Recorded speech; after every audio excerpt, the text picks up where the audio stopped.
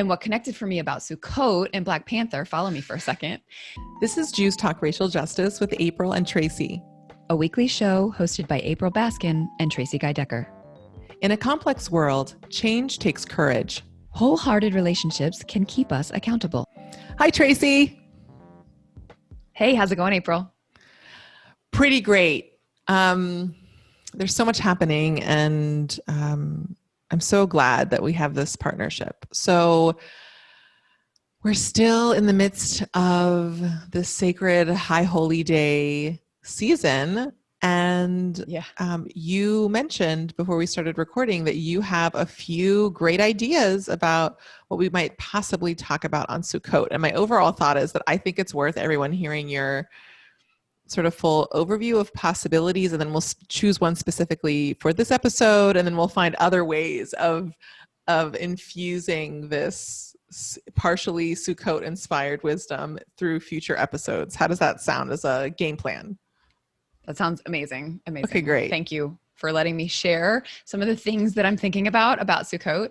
So, and there's a lot. So I know Sukkot it's just such a rich holiday, as they all are. Come on, let's face it.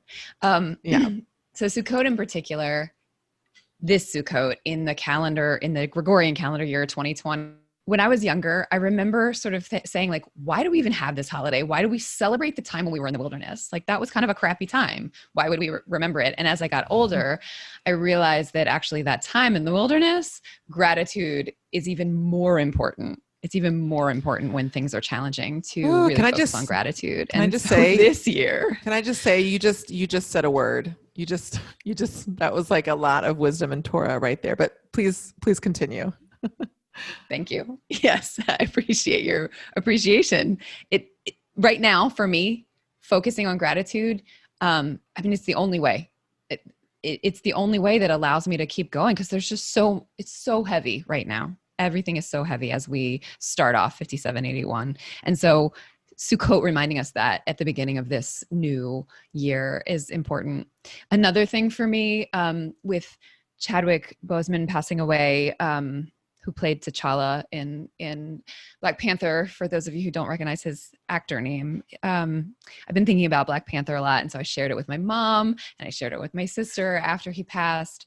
And what connected for me about Sukkot and Black Panther, follow me for a second, is when we invite visitors into our sukkah, the ushpizim, the metaphorical visitors, who are can be anyone, right? They can be sort of figures from our memory, from Torah, from our ancestors.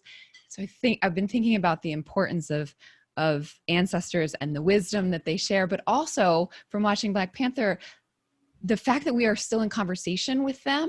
Like Black Panther, T'Challa says to T'Chaka on the ancestral plane, "You were wrong, and I need to forge a different path." And so when I sort of mash up Black Panther with Sukkot, it's an opportunity to both learn from and be in conversation and push back on ancestors, which feels so empowering.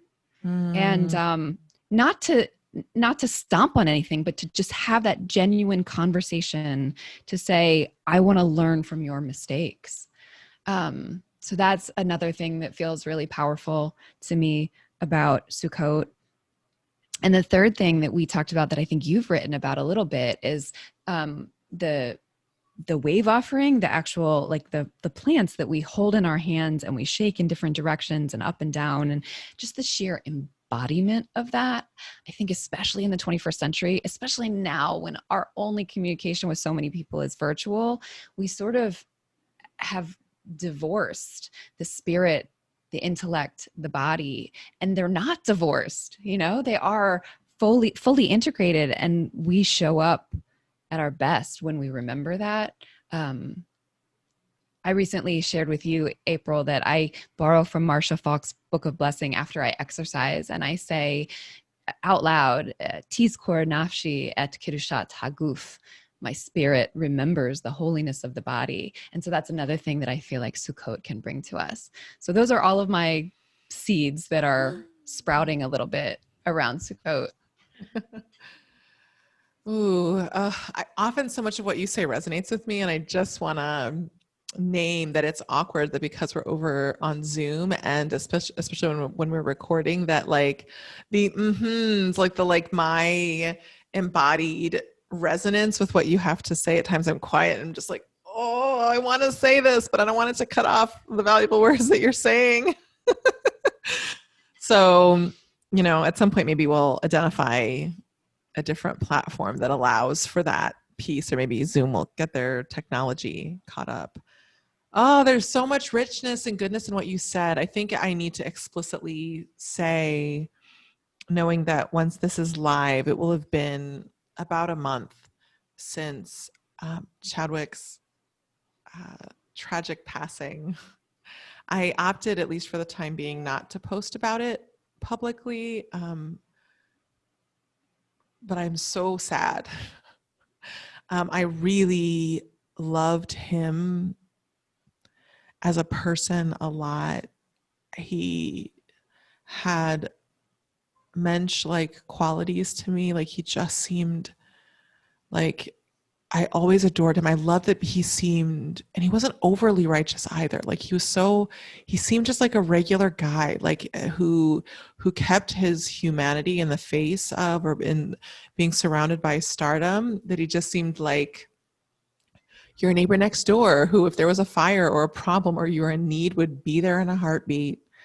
And so, separate from the broader loss for our world around the role that he played, I also just feel for the people who were fortunate enough to know him, because I know how much he impacted me, in addition to his role, but the integrity and warmth and love that he embodied. So I, especially as like a Black woman, I just wanted to name that. I love using the hashtag, a saying that comes out of a anti-oppressive community I'm a part of. They have a shirt with Pac-Man that's silly. It's a black shirt with yellow lettering. I have one for my dad. You might have seen it in a Facebook photo that says "Black men are good." And both my father and Chadwick, I think Chadwick just embodied that goodness to its fullest extent. And he was cute. He was.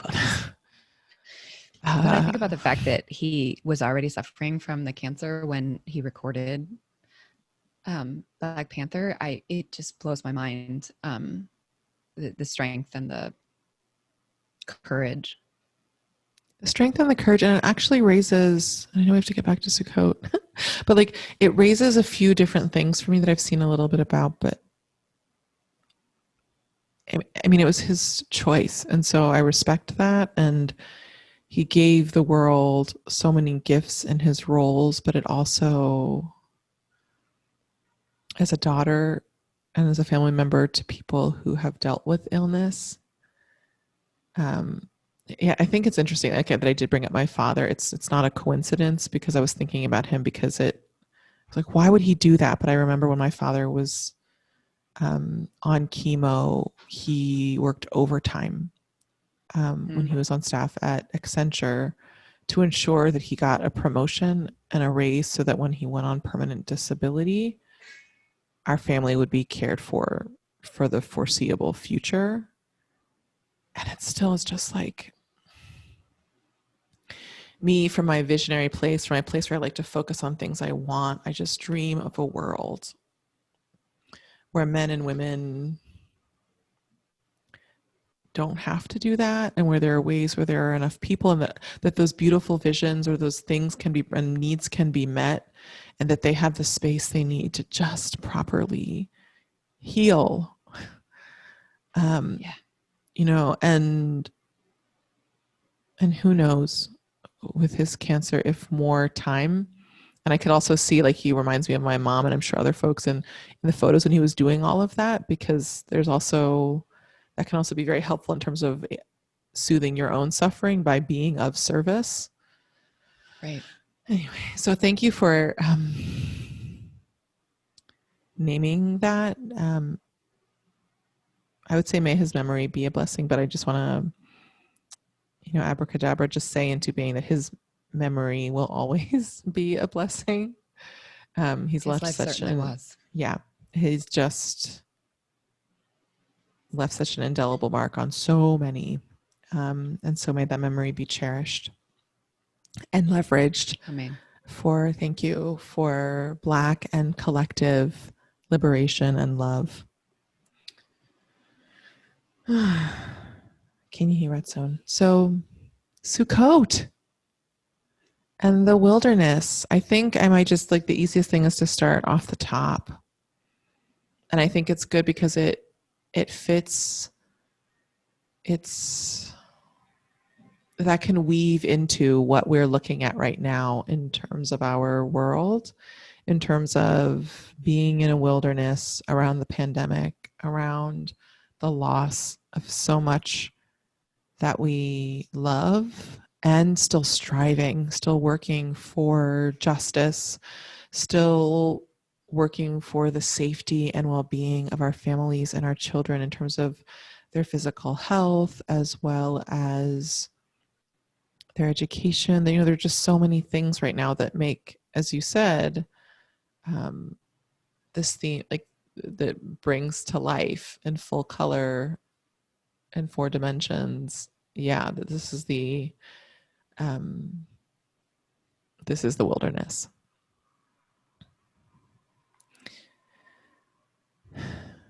And there's lots of different pieces we can discuss about that around how to advance racial justice. But I wonder, particularly in light of all that's happening with the election coming up, with a lot of fear and pressure and tension swirling,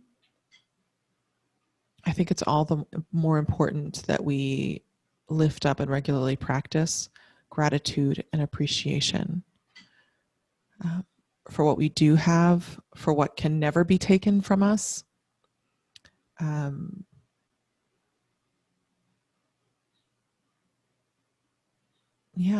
And gratitude, both in general and also specifically in the context of work to advance racial justice. It's so easy to focus on what's not going well. And what I am saying is not about at all, let me clarify for a second, is not at all about sugarcoating hurtful things or ignoring painful things or injustice. But it's holding the sacred, powerful both and.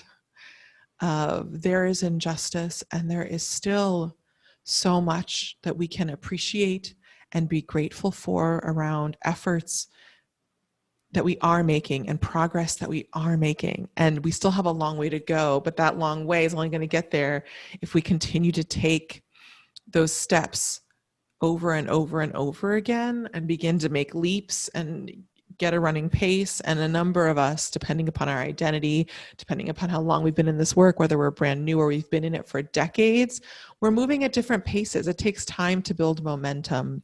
But I think as we work toward racial justice and collective liberation in the context of being deeply immersed in wilderness,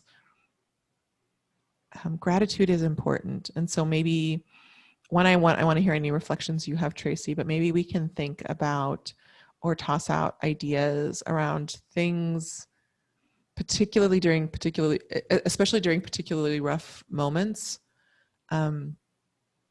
to hold while we're navigating certain difficulties, things we can be profoundly grateful of and grateful for.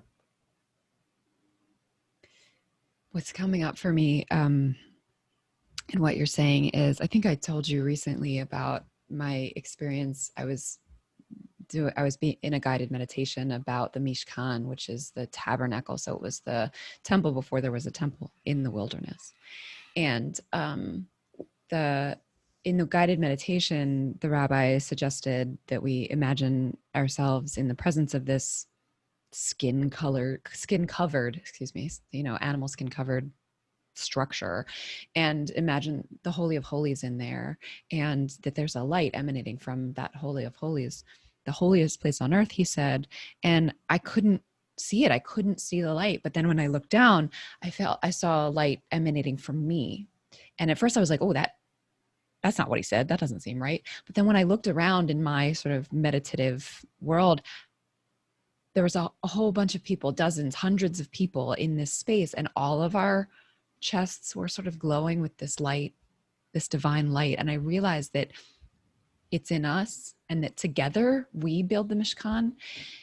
And I'm saying this after you're talking about gratitude in this time of wilderness, because for me, that connection that you and I have, or that I have with my partners here in Baltimore, or that I have with people who I don't even know across Facebook or in something that they've written, or Chadwick Boseman and what he, embodied and gave to the world, that there's a connection there, and it's real and it's divine, and it is how we build the space. The Mishkan is the place that God asked us to build so that God could dwell among us. And so it is the way that God enters the world. And I'm so grateful for that. And that's what's coming up for me when you're talking about being grateful for what we have without sugarcoating what is not as God intended. Mm-hmm. Or emotional or spiritual bypassing. This is more about a holistic approach that I struggled with initially when I learned about some of these things, because it seemed like emotional bypassing, but eventually I realized personally for me that I need that balance, that even in the worst of circumstances, I need to hold and remember that the sun is still rising and that babies are being born and various people are having dreams come true. And that doesn't shift whatever tragedy I'm facing or whatever big issue I'm dealing with, but I also don't let that thing let me lose sight of our collective progress, of all that we do have available to us, of the opportunities that still abound, and that I may need time to take a break and heal and rest. I once heard an artist say, justice has different hats for different days. And I live into that wisdom and knowing that at times it looks like me being out in the streets, and other times it looks like me supporting some of my friends and fellow colleagues in thriving in their roles. And other times it manifests in all different, and at times it manifests in me saying, I need to take a break for 6 months and I need to do work. I'm just going to do event planning for a little bit and take a break from my leadership and movement building so that I can rest and recalibrate and heal from hurts that happened. And it's funny because you said exactly what I wrote down. Before you said it, I wrote down in terms of things to really focus on. I wrote down our connections and relationships. I know that I've been really missing people lately, and I called my mother last night and was on the phone with her for almost an hour and a half. And it's very unusual for us. Normally our conversations are always intense. My family just navigates a lot of intense adversity. My immediate family back home, with grace and very well. But, and also then we're also very deeply passionate about politics and identity and movements. And so there's always some permutation of a meeting we were in, and then we both take different sides at times for the sake of heaven, or, well, that's a good point, April, but have you considered, or that's a good point, Mom, but have you, but this conversation was pretty dull. I didn't have anything new to say. But I'm just missing people right now, and I woke up feeling like I just needed to be there with her, and which isn't normal for us. We're normally like super, like imagine our conversation times like 5 or something, she's like a mom, a master coach, a movement organizer, all these things rolled up in one. She keeps me honest, and supported. And so, and then what I would add to that list, I think, is also inspired by what you shared in terms of your reflections about the Mishkan, which can nicely tie into themes around the Sukkah and all kinds of meaning that we could get into about all of the mystical and metaphorical nuances of the sukkah. But one of the pieces that I like about it is that it could be representative of the sukkah or mishkan or holy space within each of us that we cultivate and hold and cherish, whether it's our spirit, or our ruach, our spirit, our neshama, but also our actual body, and whatever state of health or occasional dis-ease or regular dis-ease our body is in, that it is our own, and to hold that sacred sovereignty while also holding that we're in community and we can't do this alone, but there also is immense wisdom and strength that each of our bodies hold and own, whether, again, we're in vital, vibrant health or navigating discomfort and dis-ease intensely, or anywhere in the middle along that continuum, that our body is ours. And that's a place that we can return to when we need it, while navigating this Bamidbar, this wilderness. I think the last thing for me that I would name here that's very important to me, both pragmatically and spiritually, is vision. I believe that vision is very powerful. I believe that vision combined with mindful, thoughtful action is more powerful than reality. I'm getting a little intense, but our reality is just a result of what's happened in the past. And in my own life, I've seen the progress that I've been able to make individually as well as collectively in deep partnership with allies and friends, when we weren't limited by reality, but we said, what do we actually want to envision and begin to build into existence? And that isn't always the thing to do during while we're in the midst of Bamidbar. But I believe that Sukkot provides this Sukkot Shalom, this shelter of peace that provides connection and opportunities for us to turn inward, as well as savor sweetness, savor the different species, savor the scent of the etrog and the sounds of the reeds and the other components of the lulav. And in doing that, it both giving us comfort in the present moment and gratitude for the people around us and ourselves, but also can be a respite and a moment for us to not lose sight of our vision.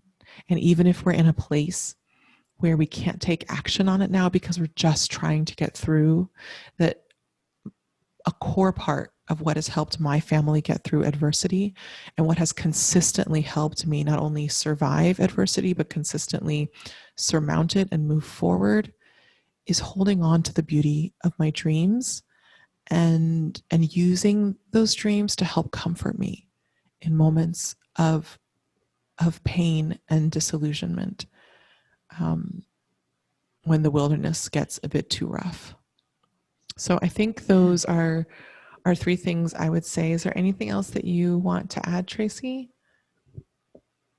I just want to appreciate all that you said. I'm thinking about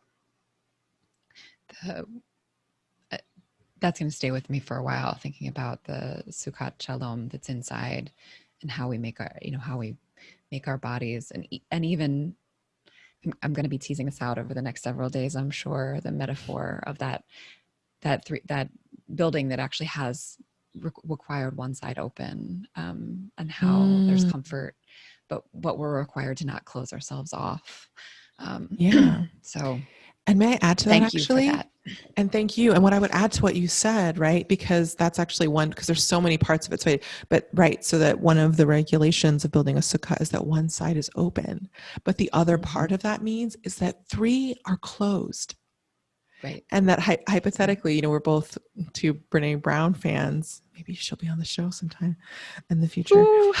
Wouldn't that be amazing?